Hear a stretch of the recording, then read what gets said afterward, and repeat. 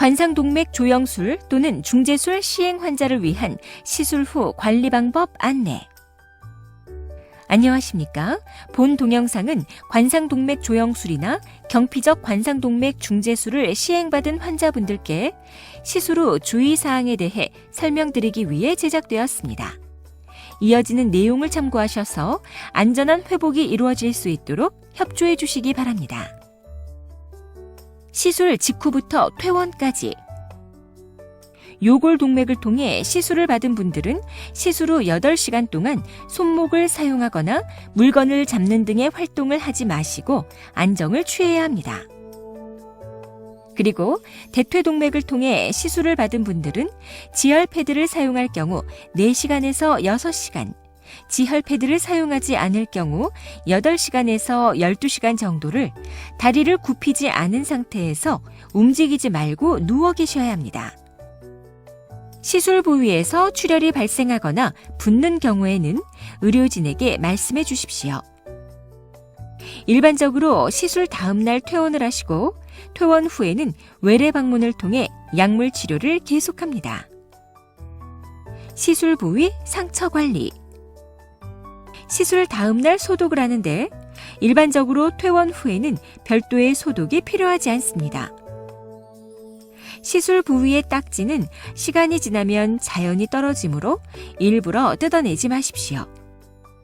시술 후 며칠 동안은 약간의 가려움증이나 통증을 느낄 수 있는데 퇴원 후에는 시술 부위를 손으로 만지지 마십시오.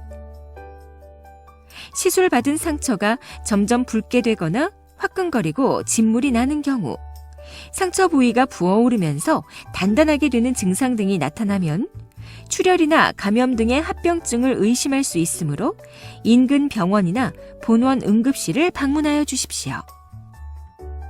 개인 위생관리. 시술 후 24시간 동안은 상처 부위가 물에 닿지 않게 하십시오.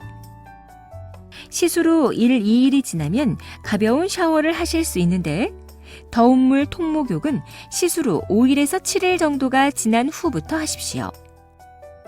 시술 후 일상생활.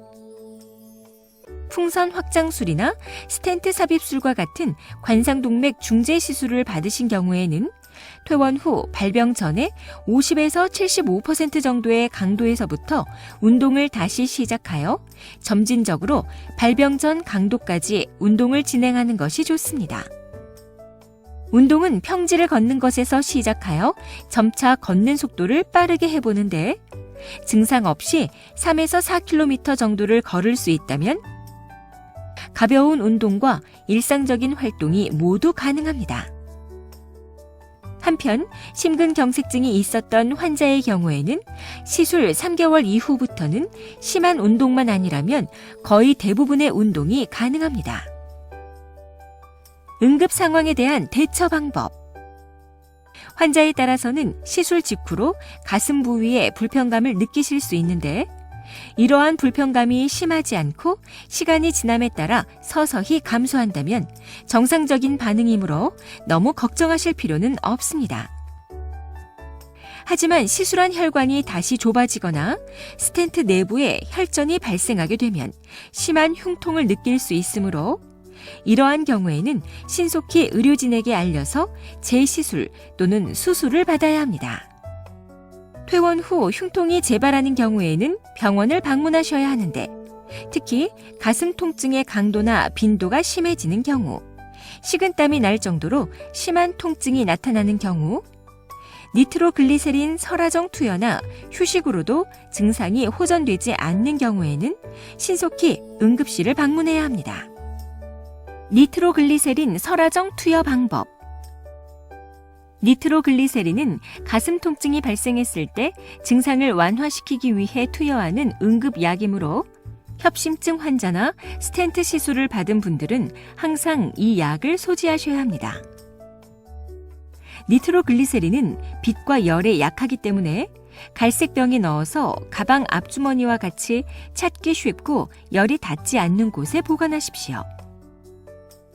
니트로글리세린은 혀 밑에 넣었을 때 짜릿한 느낌이 나야 약효가 있는 것입니다.